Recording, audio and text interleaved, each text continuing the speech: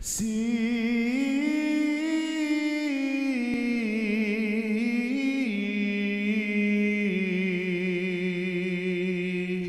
love in all things. So let's get into some of the basic structures. You have chakras all over your body.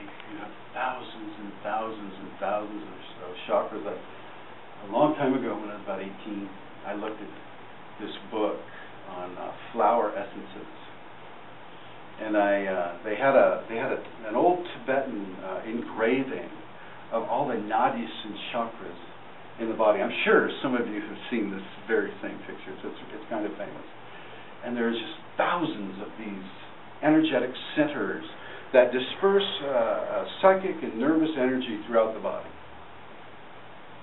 Along the spine, there are, according to some traditions, there are only 5. According to some traditions, there are 9, 10. According to the tradition that I'm most comfortable explaining to people, there are 7. Okay? And these 7 chakras basically control specific nervous functions and chemical secretions, endocrine functions, mental functions, and many other functions that that they represent along the human spine. Okay? These chakras are not just for the functioning of the physical body. They're also for the functioning of all 5 other bodies of expression. Do you remember what those are? Physical, emotional, mental, psychological, and spiritual. Okay. These chakras incorporate those qualities.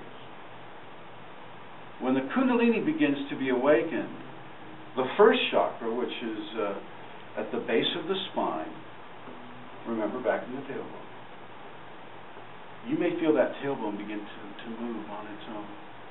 You'll think you're going nuts at first, because our tails aren't supposed to move. My tail doesn't move, but now it's moving. And you may also feel a pressure at the base of the spine. Now, I'm going through this very quickly for virtue of what we're doing here. If you decide to come to a gathering that we're having tomorrow, we'll go into this in far more detail. But anyway, so the first chakra, which is typically a red color, will begin to expand and to pulsate. It won't open up a lot, but it will feel like it wants to open. You'll feel a pressure at the base of the spine. A lot of people go, I just got this lower back pain. It's just really, it's uncomfortable. It's hurt. Can you get that? Can you get rid of that for me, Kristen? I've been to the doctor. I've been to the ER. I've been to my wife. I've been to the massage person. Nobody can get rid of this. Acupuncturist. Nobody can get rid of this for me. Can you do the hands-on for me, please? And I'll look at him and I'll go, touch this. This is your exalted divine birth that is developing within you. And then I'll go ahead and explain everything that I know about this, and they can either have it or they can't. And hopefully they can.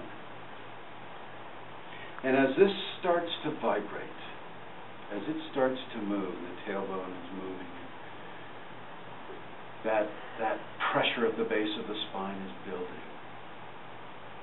Something is coming. You'll start having dreams. Sometimes you'll have dreams with snakes in them. Kundalini will often come to a person as a snake, as a serpent. One of the reasons is to give attention to the spinal cord. The spinal cord, without the spinal column, is very much like a snake standing on its tail. So the Kundalini Shakti, meaning the Mother Nature, the sacred feminine, will come to you as a serpent. And she'll also come to you for the reason of fear. Because this is a very intense transformation. And she doesn't want you going into fear and driving yourself crazy by virtue of the ego. The only thing that experiences fear in a human being is the ego. Nothing else is afraid. Just the ego. Kind of gives you an idea how badly we're controlled by our ego. So, she'll come, she'll give you a few fear tests. You know, you'll kind of be, she wouldn't be coming up in you if it wasn't known that you could have this. Okay. But still, the ego also needs to be trained, not killed, not obliterated, not taken out of your system. The ego is very much a part of who we are, and it's how we have survived in a body in the Western societies. You can't be egoless here. Not at first. We retrain the ego through behavior modification. Okay, and I'll get into those in a second. But that's what we do with the ego. We don't kill the ego. That's not what happens. So anyway, she gives you the fear test. You do whatever you do with that fear test.